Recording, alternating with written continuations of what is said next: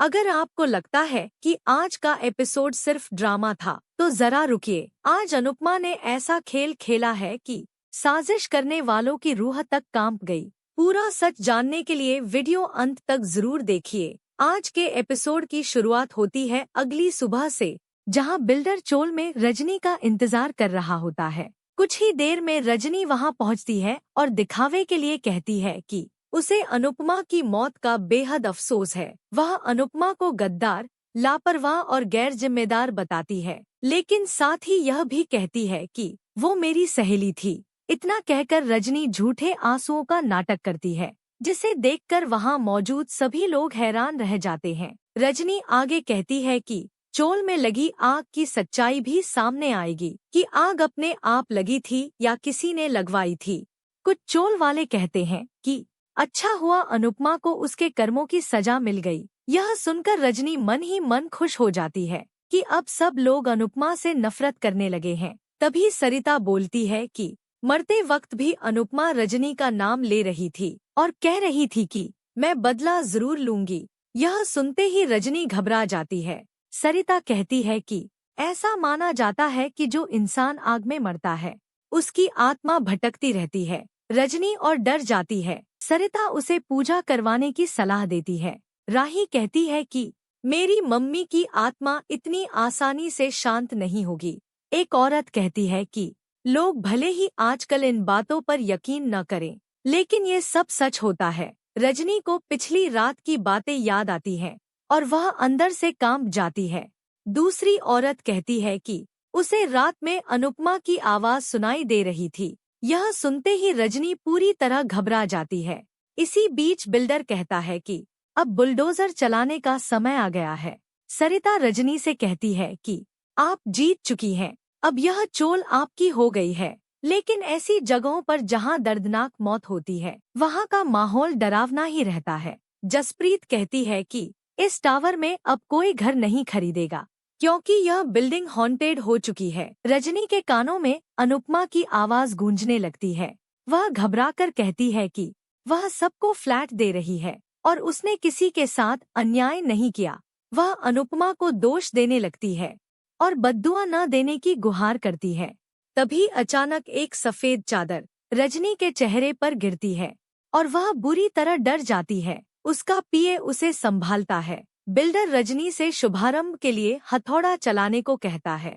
जैसे ही रजनी हथौड़ा उठाती है, तभी कोई उसका हाथ पकड़ लेता है। रजनी सन्न रह जाती है। सामने अनुपमा खड़ी होती है। डर के मारे रजनी पूछती है कि क्या उसकी आत्मा अब तक नहीं गई? अनुपमा जवाब देती है कि मैं जिंदा हूँ, लेकिन तुम्हारा ज़मीर मर चुका है। रजनी खुद को समझाने लगती है कि यह सब उसका वहम है, लेकिन अनुपमा कहती है कि अगर यकीन नहीं हो रहा तो छू कर देख लो। रजनी कहती है कि वरुण ने बताया था कि प्रेरणा बच गई और अनुपमा मर गई। अनुपमा खुलासा करती है कि वरुण को वही बताया गया जो वह चाहती थी। राही सबको बताती है कि उसकी मम्मी बिल्कुल ठीक है। अनुपमा कहती है कि भगवान अपने सच्चे भक्तों की रक्षा जरूर करते हैं। वह बताती है कि सच सामने लाने के लिए कभी कभी कृष्ण नीति अपनानी पड़ती है। रजनी डर के मारे खुद ही अपने गुनाह कबूल कर बैठती है। प्रेरणा और वरुण गुस्से में कहते हैं कि उन्हें माँ नहीं, माँ के नाम पर कलंक मिला है। राही रजनी को खरी खोटी सुनाती है। अनुपमा कहती है कि लालच ने ही सब कुछ बर्बाद किया है। मरने के बाद पैसा नहीं, प्यार काम आता है। रजनी ताली बजाकर इसे ड्रामा बताने की कोशिश करती है, लेकिन अनुपमा वीडियो सबूत दिखा देती है, जिसमें रजनी ने सब कुछ कबूल किया होता है।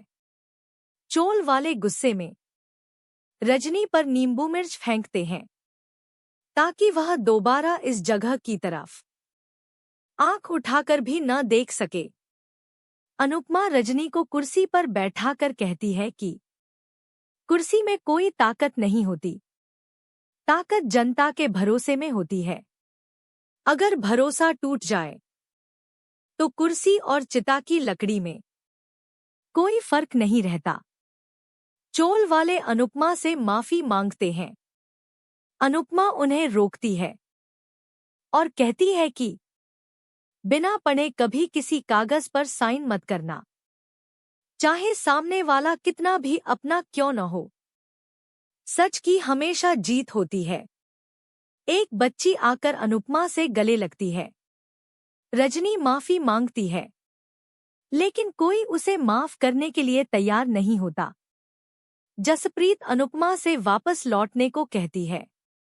अनुपमा असमंजस में पड़ जाती है और इसी के साथ एपिसोड खत्म हो जाता है। अब सबसे बड़ा सवाल ये है, क्या अनुपमा रजनी को माफ करेगी या मिलेगा उसे उसके कर्मों का पूरा फल? अगले एपिसोड में होगा एक और बड़ा टकराव। आपको आज का एपिसोड कैसा लगा? कमेंट में जरूर बताइए। और ऐसे ही दमदार डेली अपडेट्स के लिए वीडियो को लाइक करें और चैनल को सब्सक्राइब करना बिल्कुल मत भूलिए।